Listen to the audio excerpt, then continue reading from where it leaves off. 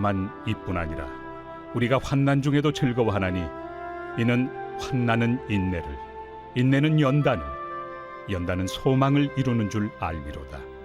소망이 우리를 부끄럽게 하지 아니함은 우리에게 주신 성령으로 말미암아 하나님의 사랑이 우리 마음에 부은 바 됨이니 우리가 아직 연약할 때 기약대로 그리스도께서 경건하지 않은 자를 위하여 죽으셨도다. 의인을 위하여 죽는 자가 쉽지 않고 선인을 위하여 용감히 죽는 자가 혹 있거니와 우리가 아직 죄인 되었을 때 그리스도께서 우리를 위하여 죽으심으로 하나님께서 우리에 대한 자기의 사랑을 확증하셨느니라. 하나님은 복의 근원이십니다. 하나님이 복이시죠. 그래서 하나님께서는 당신의 자녀들에게 날마다 복을 주시는 것을 정말로 기뻐하십니다. 자, 그런데 중요한 것은 우리가 어떻게 하나님으로부터 복을 받는가, 이 점입니다. 하나님께서는 언제나 동일하셔요. 믿음을 따라서 복을 주십니다. 믿음을 따라. 그렇기 때문에 오늘 또 우리가 신자로서 이 하루를 살 때 믿음을 따라 살아야 합니다. 그래야만 약속대로 하나님께서는 우리에게 경우에 합당한 복들을 충만하게 내려주시고 그것을 기뻐하시는 거죠. 그래서 무엇보다도 믿음으로 누리는 복이 중요합니다. 오늘 또 우리에게 믿음을 따라 우리에게 복을 주셔서 그 복을 마음껏 누릴 수 있는 이 하루가 되어야 되겠습니다.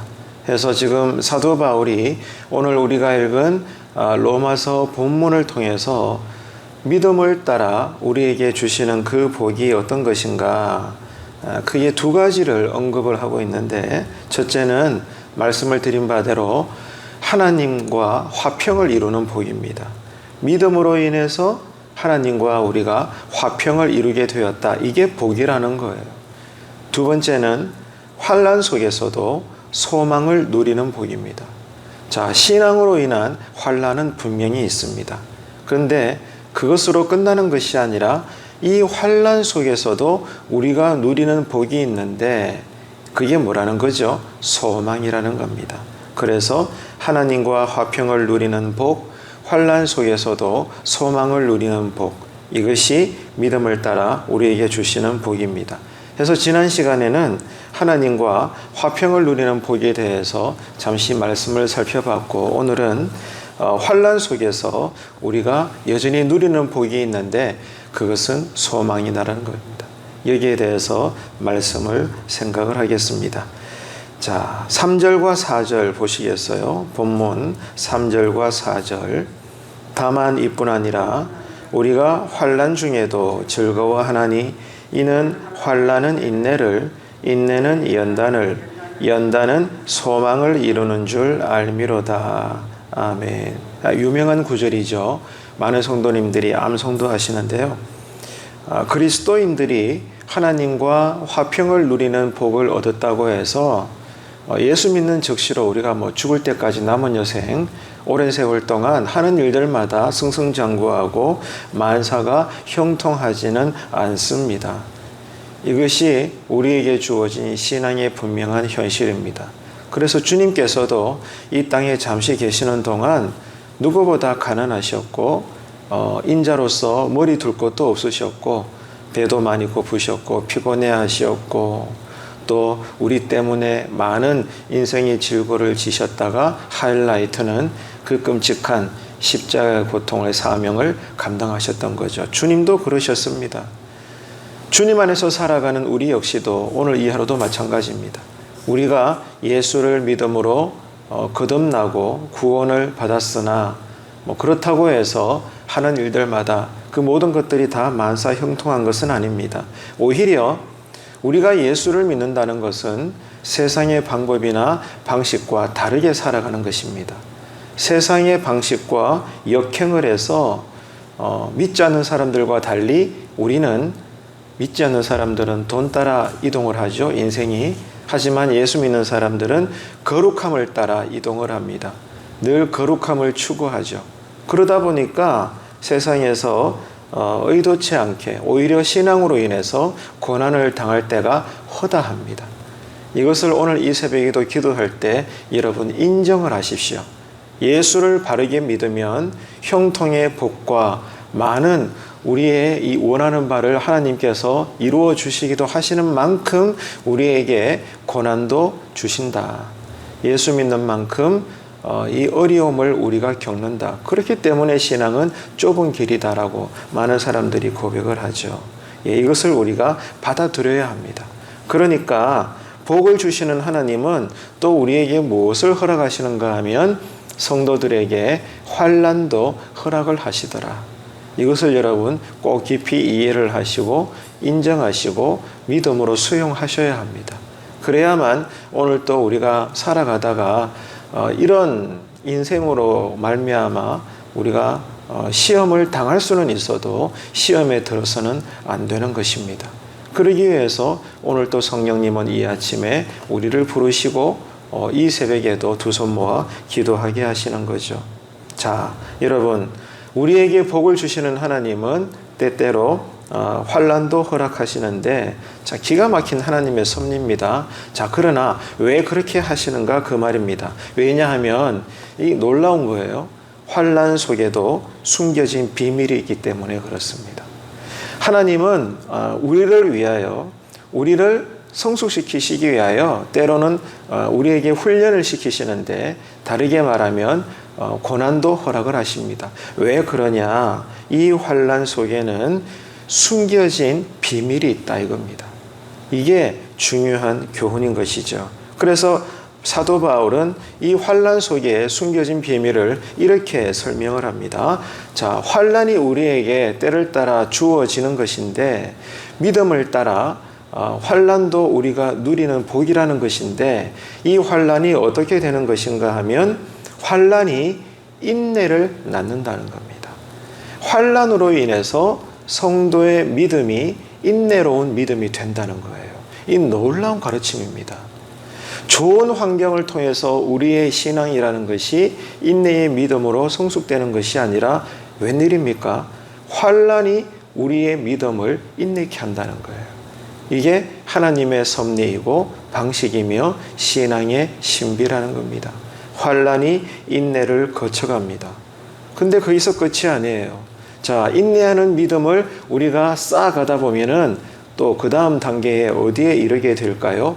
연단을 가지게 된다는 겁니다. 그래서 우리의 이 믿음이라는 물렁살이 환난을 통해서 자꾸 인내하게 되고 그러다 보니까 어느새 우리의 신앙이 단단한 근육이 되는 거예요. 물렁살이 근육이 되는 겁니다. 환난이 인내가 연단을 거쳐가게 되는 거죠. 그러면 또 거기서 끝인가? 아닙니다. 한 단계 더 나아갑니다. 그것이 오늘 본문의 사도 바울에 의하면 최종적인 세 번째 단계예요. 뭐예요? 소망까지 나아간다는 거죠. 환난으로 인하여 성도들의 이 심령 안에 인내의 믿음이 공급되고, 그 인내의 믿음이 자라나가서 그 신앙이 근육이 되는 연단함까지 올라가게 되고, 더 나아가서는 환난 때문에 이 환난을 겪게 하심으로써 우리의 눈이 열려서 어디를 바라봐요? 천국 소망을 바라보더라 이겁니다. 놀라운 하나님의 비밀이고 신비인 겁니다. 환난이 있음으로 말미암아 우리가 오늘 또 믿음으로 인한 소망을 가지게 드러나는 거예요. 그래서 이 소망으로 산다는 것입니다. 그래서 이 비밀을 아는 사람은 어떻게 되는가 하면 원치 않는 환난의 복을 또 겪게 될지라도 특징이 있어요. 자랑을 한다는 거예요.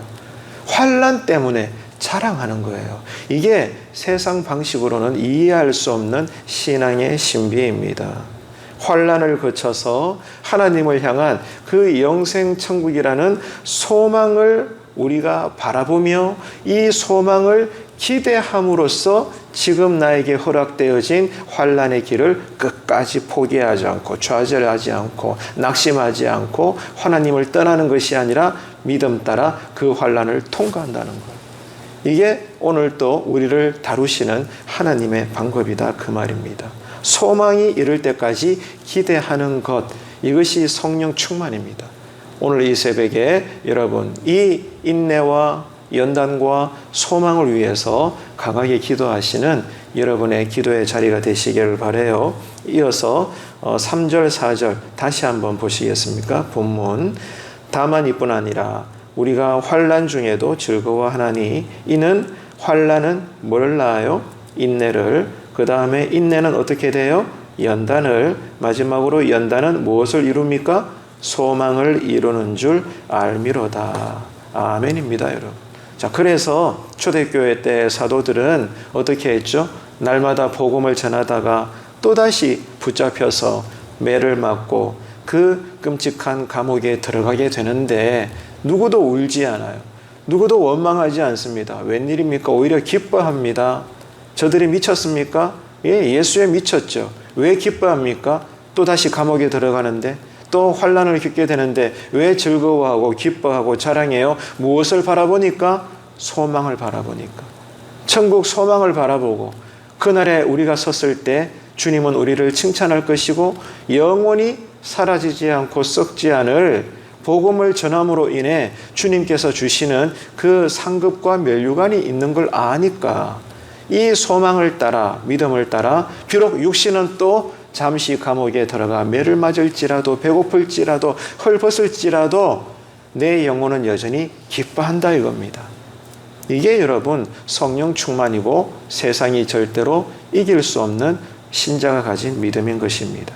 자, 이 자랑은 세상이 절대로 알 수 없는 신앙의 신비이자 비밀인 것이죠. 이게 여러분 신앙입니다. 이 신앙으로 내가 오늘 또 살기 원한다고 우리는 이 새벽에 기도하는 것이에요. 그래서 신앙이라는 것은 이런 신비를 맛보아 아는 것입니다. 너희는 맛보아 알지어다. 오늘 또 여러분 이 신앙의 신비를 맛보시기를 축복합니다. 이를 위해서 우리는 이 새벽에 또 기도하는 거예요. 여러분, 참된 그리스도인은 어떤 사람입니까?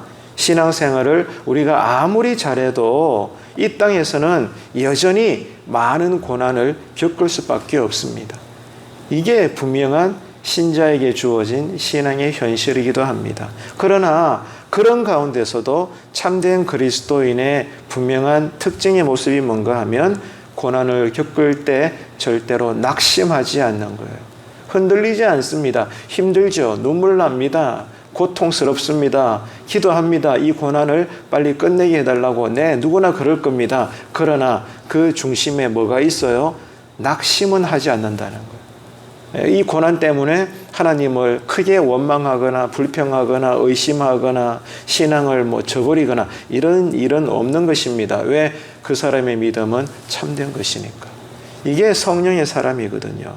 왜 그렇게 하는 것인가? 오늘 사도 바울의 주장은 이겁니다. 장차 우리가 참여하게 될 하나님의 그 영광 때문에 어떤 고난을 또 겪게 될지라도 절대로 예수 믿는 나는 이 환난이 부끄럽지 않다.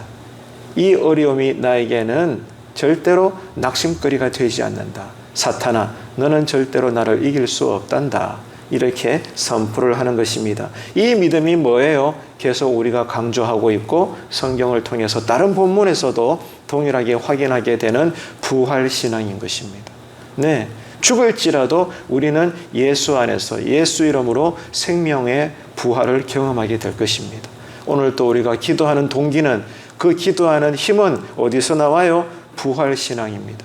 이 부활신앙으로 인하여 장차 내가 들어갈 영생 천국을 향한 그 소망을 우리가 의지하고 바라보고 붙잡는 그 신앙의 능력으로 오늘 또 이 새벽에 우리가 기도하는 겁니다. 자, 그래서 오늘 본문 2절 다시 한번 보시겠어요? 2절을 보십시오. 또한 그로 말미암아 우리가 믿음으로 서 있는 이 은혜에 들어감을 얻었으며 그 다음에 어떻게 되어 있나요? 하나님의 영광을 어떻게 해요? 바라고 즐거워하느니라. 신앙으로 인하여 역경과 환난과 고통을 겪을 때마다 그것이 더 어둠이 커질 때마다 신자는 참된 믿음을 가진 신자는 어떻게 반응합니까? 하나님의 영광을 바라보고 힘들수록 더 즐거워한다는 거예요. 뭐가? 내 영혼이. 이게 여러분 기도함으로 나타나는 신앙의 열매입니다. 오늘 또 여러분 이 진리 안에서 기도하시기를 축복합니다. 왜 신자는 환난 속에서도 낙심하지 않는 걸까? 여기에 대해서 사도 바울은 이렇게 이야기합니다. 신자의 마음에 사랑이 부어졌기 때문이라는 거예요. 신자의 믿음 안에, 그 심령 안에 그리스도의 사랑이 충만하다는 거예요. 그렇기 때문에 신앙으로 인한 환난이 또 나를 엄습할지라도 절대로 낙심하지 않는다. 이게 사랑의 능력입니다. 그래서 사도 바울은 오늘 본문에서 그 그리스도인으로 인하여 주어지는 사랑이 어떤 사랑인가에 대해서 논증을 합니다. 이렇게 이야기를 해요. 의인을 위해서 죽는 자가 거의 없다. 그리고 선인을 위해서도 용감히 죽는 사람이 어쩌다가 간혹 있다. 이해가 되세요? 자, 의인을 위해서 혹은 선인을 위해서 목숨을 대신 버리는 자가 웃자다가 겨우 한두 사람 있을 뿐이다. 그 말입니다. 그 말이 뭔가 하면 죄인을 위해서 죽는 사람은 기대하기가 어렵다는 거죠. 이해가 되시죠? 죄인을 위해서 선한 자가 죽을 자가 누가 있겠습니까? 상식적으로 없다는 거예요. 근데 왜 이런 예를 들으냐? 그런데 그 말입니다.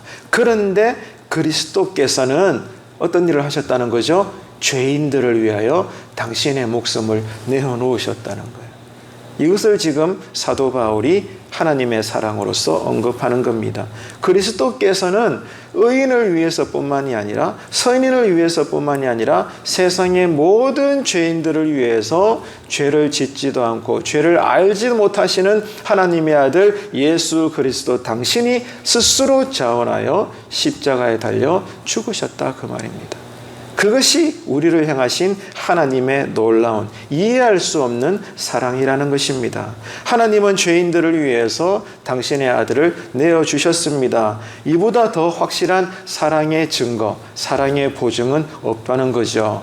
이것이 성경에 구구절절히 기록되어 있는 진리의 사실인 것입니다. 해서 오늘 본문 5절로 8절까지 네 구절 보시기를 바랍니다.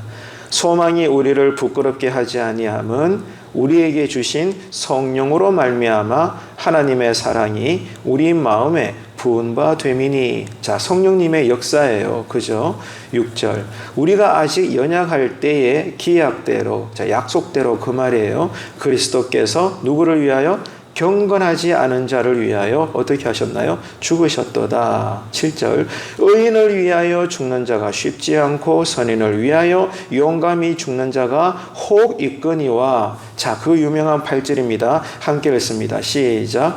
우리가 아직 죄인 되었을 때에 그리스도께서 우리를 위하여 죽으심으로 하나님께서 우리에 대한 자기의 사랑을 확증하셨느니라. 아멘. 놀라운 선포입니다. 놀라운 선언이에요. 8절 같은 경우는. 자, 그러니까 무슨 말입니까? 자, 그러므로 이 하나님의 사랑의 힘을 아는 그리스도인들은 어떻게 한다는 거죠? 신앙 때문에라도 환난을 또 겪게 될지언정 뭘 포기하지 않는다, 뭘 감추지 않는다, 뭘 잃어버리지 않는다. 소망, 연단으로 인하여 인내, 인내로 인하여 연단을 거쳐서 소망에 이르기까지, 환난으로 인하여 우리를 통하여 신앙을 통하여 생겨나는 그 성령의 분명한 열매, 소망, 이 소망을 신자는, 바른 믿음을 가진 그리스도인들은 환난 중에 오히려 더 그것을 자랑한다 이겁니다. 이게 부활신앙이에요. 이 신앙의 맛으로 오늘 또 신자는 사는 겁니다. 이를 위하여 이 새벽에 우리는 기도하는 거죠. 이 신앙의 본질 앞에서 우리는 생각을 해야 됩니다. 그렇구나. 자, 그런데 나는 오늘 이 하루를 살면서 신자라고 말하지만 무엇을 자랑하고 소망하고 있는가? 이 진리의 사실 앞에서 지금 나의 신앙의 내용을 돌아보라는 거예요. 예수를 믿는다고 말하는 내가, 천국을 믿는다고 말하는 내가 여전히 오늘도 내가 세상의 방법을 따라서 신앙을 수단 삼아서 어떻게 해서라도 내 소원을 이루려고 하고 풍요와 성공만을 갈망하고 그것을 내가 자랑하려고 하는 건 아닌가. 예수님의 이름을 부적 삼고 기독교라는 신앙을, 이 종교를 수단 삼는 것은 아닌가.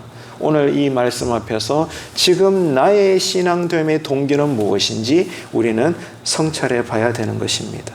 예수님을 믿어서 의롭게 여김을 받는 이 거듭남의 구원은 단번에 얻게 되는 것이지만 중요한 건 이거예요. 우리가 구원받은 이후에 오랜 시간 동안, 오랜 세월 동안 주님 앞에 설 때까지 구원받은 자로서의 합당한 삶을 우리는 평생 살아가야 되는 겁니다.